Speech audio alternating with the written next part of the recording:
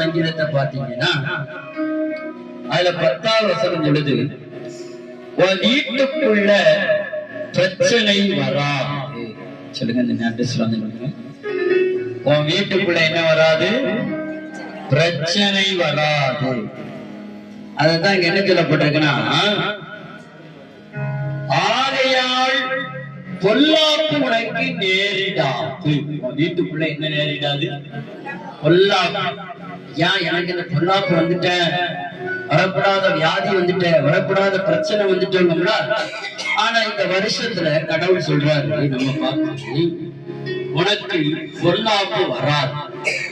இதுதான் ஆண்டவர் நமக்கு கொடுக்கிற வார்த்தை.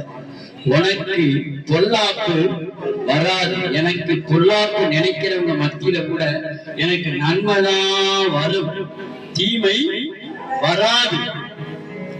ஆமா, தீமையே அப்படி வந்தாலும் அது நன்மையாதான் மாறுமே தவிர நமக்கு என்னவாகாது, அது தீமையாய் வராது. ஆமாம், பாருங்க, அவர் சொல்றாரு, என்ன சொல்றாரு?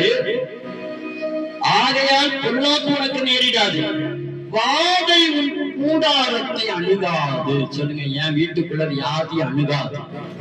இந்த வீட்டுக்குள்ள, இந்த சரீரமாய வீட்டுக்குள்ள வியாதி அணுகாது. நம்ம நினைச்சுக்கிட்டு இருக்க வீட்டுக்குள்ள இல்ல, முதல்ல கூடாரம். இதுக்கு பேர் என்னன்னா கூடாரம். நாம ஒரு கூடாரம், தேவனுடைய கூடாரம். அப்ப இந்த கூடாரத்துக்குள்ள வியாதி வராது. சொல்லுங்க, வியாதி வராது. நான் என்ன மலையில நினைஞ்சாலும், என்ன பணியில இருந்தாலும், என்ன தண்ணி குடிச்சாலும், என்ன இது பண்ணாலும் வைரஸ் என்னை தாக்காது. சொல்லுங்க, தாக்காது. ஆமா, இந்த கூடாரத்துக்குள்ள தாக்காது. இனி இந்த கூடாரத்துக்குள்ள எந்த விதமான மருத்துவத்துக்கு போக கூடாது. ஏன் பணம் ஆஸ்பத்திரிக்கு போக கூடாது.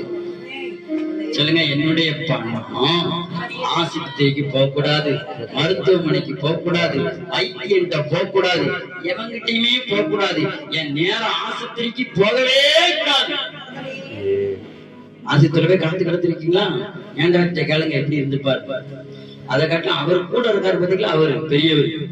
அவர்கிட்ட கேட்டு பாருங்க, டெஸ்டுக்கு எத்தனை டைம் காத்து கிடக்கணும்.